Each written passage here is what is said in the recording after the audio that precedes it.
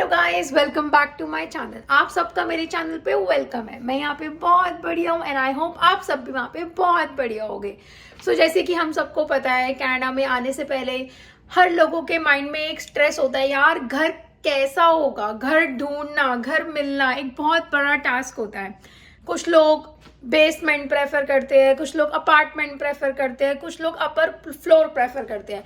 तो ऑब्वियसली रहना ही एक बड़ा टास्क है। तो घर ढूंढना इज लाइक कि भाई बस घर मिल जाए किसी तरह।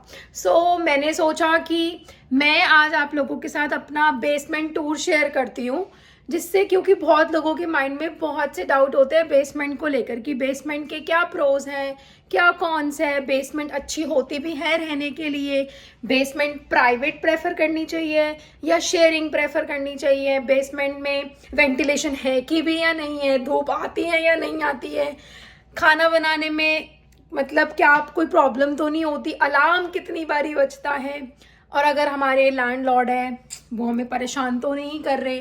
सो today I am going to tell you everything regarding basement.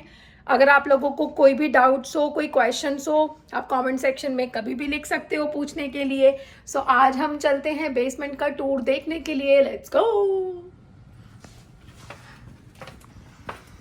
सो आज हम आ चुके हैं बेसमेंट में। सबसे पहला टास्क, इंडिया में तो हम ऐसी चप्पल पहन के चले आते थे, यहाँ पे सबसे पहले चप्पल उतारना बहुत जरूरी है, नहीं तो सारा बाहर का गन अंदर आ जाएगा।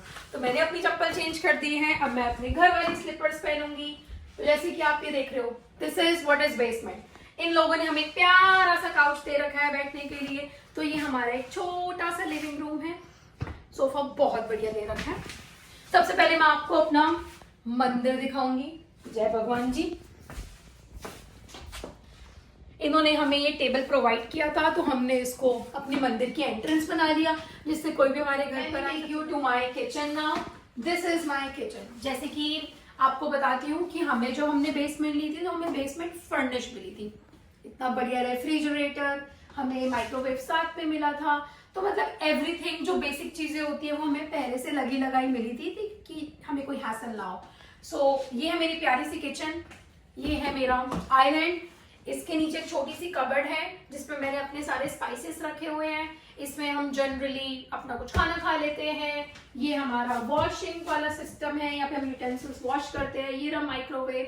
अलग अलग कैबिनेट्स बने हुए हैं जिसको मैं काफी डिफरेंट चीजों के लिए यूज करती हूँ। सो ये है हमारा पहला room, first bedroom. This is my bedroom. Bedroom के अराउंड कॉर्नर्स में काफी अच्छी स्पेस है, आप साइड में चीजें भी रख सकते हो।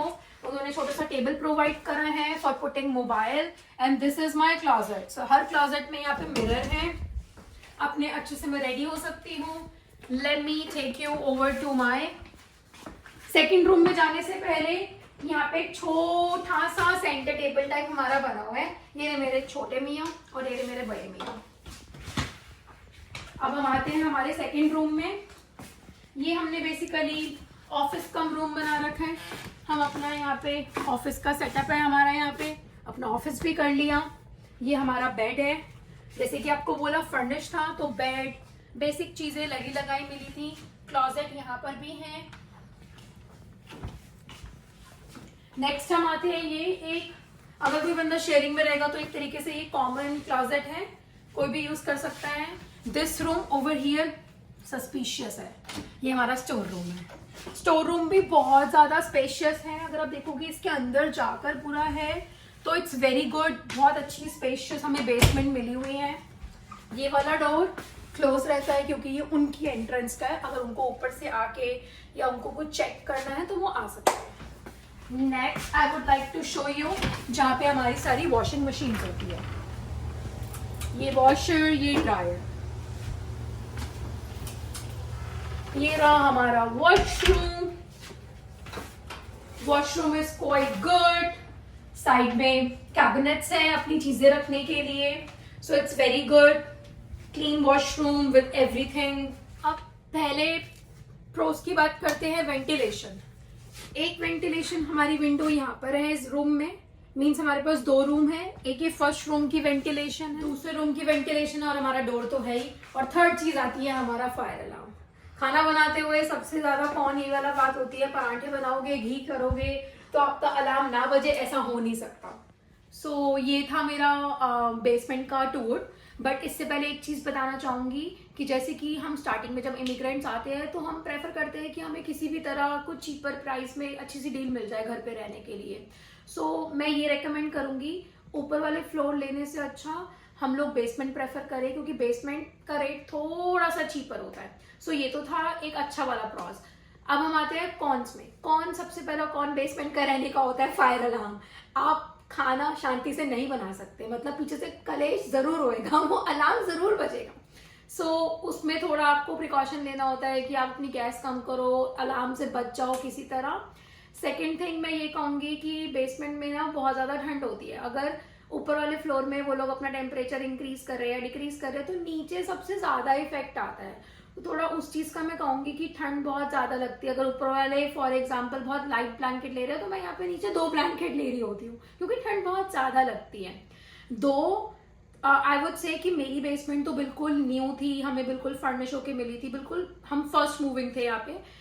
But I would like to say, मैंने कुछ कुछ लोगों से सुना है कि बेसमेंट के रिव्यूज में क्या होता है कि एक तो बग्स आ जाते हैं, कहीं पे वाटर लीकेज कर रही होती है, तो कुछ कुछ बेसमेंट में ऐसी प्रॉब्लम्स होती हैं जो शायद वो न्यू नहीं होती। तो बी केयरफुल वो लेने से पहले। One last most important thing I would like to say, basement में रहने का एक सबसे बड़ा कॉन ये है कि अगर आप खाना बना रहे हो तो प्लीज प्लीज प्लीज कुकिंग करते समय अपने कपड़े कोई और पहनो। उसके बाद जब जॉब पे जा रहे हो या बाहर जा रहे हो तो प्लीज अपने क्लोथ्स डिफरेंट रखो। खाने के आसपास, जॉब पे जाने से पहले खाने के आसपास, किचन के आसपास मत घूमो, नहीं तो हमारे कपड़ों में वो स्मेल ना बहुत स्टिक हो जाती है। और क्योंकि बहुत क्लोज्ड रूम्स है, पूरा क्लोज्ड है, तो इतना ज्यादा स्प्रेड नहीं हो पाता। तो बी केयरफुल कि आपके कपड़े बिल्कुल अलग हो और खाने, जॉब पे जाने से पहले आधे घंटे तक किचन में कुछ गया ही ना हो। तो this is like very important thing I would like to share to everyone कि हर लोग इस चीज को थोड़ा सा कंसिडर करें। सो एनीवेज, आई होप आप लोगों को मेरा व्लॉग अच्छा लगा हो। ऐसे व्लॉग मिलते रहेंगे। Keep following me, keep subscribing me, hit the bell button. हम मिलते हैं नेक्स्ट व्लॉग में। Till then bye bye.